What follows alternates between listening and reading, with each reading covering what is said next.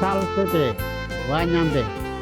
Selamat pagi saudara-saudari yang dikasihi Kristus.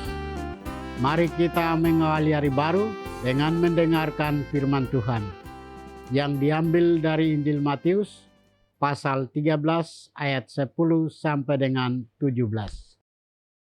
Tuhan bersamamu. Inilah Injil suci menurut Matius. Setelah Yesus menceritakan perumpamaan tentang seorang penabur, datanglah murid-muridnya dan bertanya kepadanya, "Mengapa engkau berkata-kata kepada mereka dalam perumpamaan?" Jawab Yesus, "Kepadamu diberikan karunia untuk mengetahui rahasia-rahasia kerajaan surga, tetapi kepada mereka tidak. Sebab siapa yang mempunyai, kepadanya akan diberi, sehingga ia berkelimpahan. Tetapi siapa yang tidak mempunyai, apapun yang ada padanya akan diambil darinya. Inilah sebabnya aku berkata dalam perumpamaan kepada mereka, sekalipun melihat, mereka tidak melihat. Sekalipun mendengar, mereka tidak mendengar dan tidak mengerti. Jadi terhadap mereka genaplah nubuat Yesaya yang berbunyi, kamu akan sungguh-sungguh mendengar, tetapi tidak mengerti. Kamu akan sungguh-sungguh melihat, tetapi tidak memahami.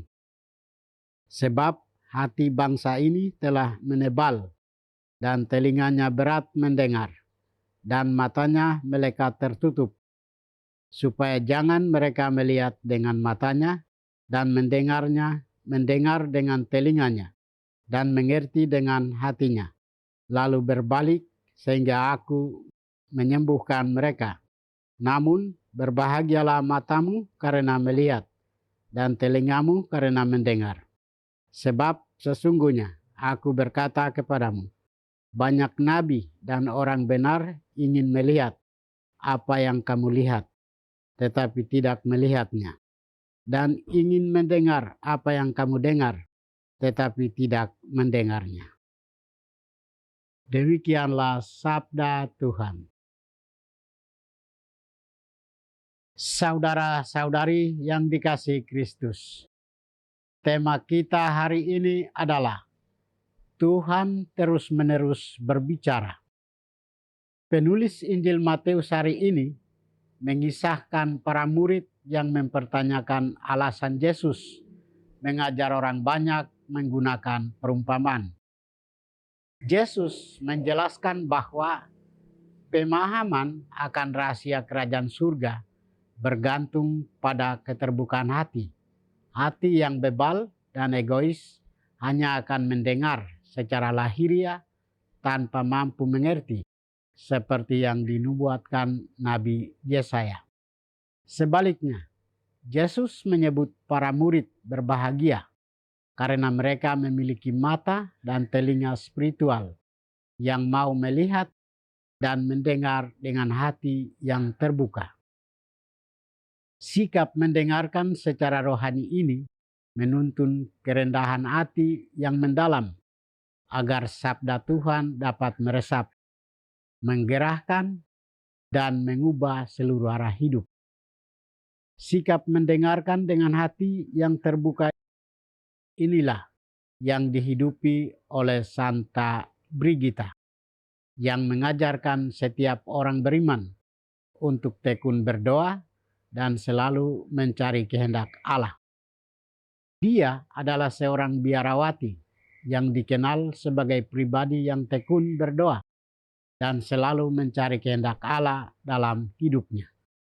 Melalui doa dan permenungannya, Santa Brigita semakin memahami sabda Tuhan dan setia melaksanakannya.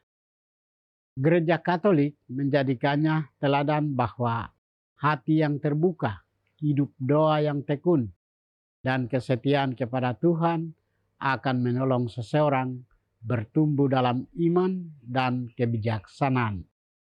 Saudara-saudari terkasih, bagaimana dengan kita? Seringkali hati kita dipenuhi kesibukan, kekhawatiran, atau keinginan sendiri, sehingga sulit mendengarkan suara Tuhan. Akibatnya, kita mudah mengambil keputusan tanpa melibatkan Tuhan dan kurang peka terhadap kehendak-Nya. Sebagai pengikut Kristus, kita diajak untuk mendengarkan sabda-Nya dengan tekun dan bijaksana. Sebab Tuhan selalu berbicara melalui sabda-Nya bagi kita. Mari membuka hati agar sabda Tuhan sungguh mengubah hidup kita. Marilah kita meneladani Santa Brigita dengan setia berdoa, mendengarkan sabda Tuhan, dan melaksanakannya dalam hidup sehari-hari. Sehingga iman kita semakin bertumbuh dan menjadi berkat bagi sesama. Tuhan memberkati kita. Marilah kita berdoa. Tuhan, pagi ini kami kembali naikkan puji dan syukur kepadamu. Terima kasih karena Engkau sudah menjaga kami saat kami tidur maupun bangun. Terima kasih untuk udara sejuk dan segar pagi ini. Kami mohon, bukalah mata hati kami agar kami mampu memandang kemurahan dan karya-Mu. Rahmatilah kami dengan kuasa Roh-Mu agar kami mampu untuk bertobat dan memuji serta memuliakan-Mu melalui pekerjaan dan pelayanan kami hari ini. Kristus terang dunia, berkatilah keluarga kami. Jadikanlah kami alat kasih-Mu dan pantaskanlah kami menjadi hamba-Mu yang setia. Demi Kristus Tuhan dan pengantara kami. Tuhan bersamamu. Semoga kita sekalian, orang-orang yang kita kasih dan doakan, seluruh aktivitas kita hari ini dibimbing, dilindungi, dan diberkati oleh berkat Allah yang Maha Kuasa, Bapa dan Putra dan Roh Kudus.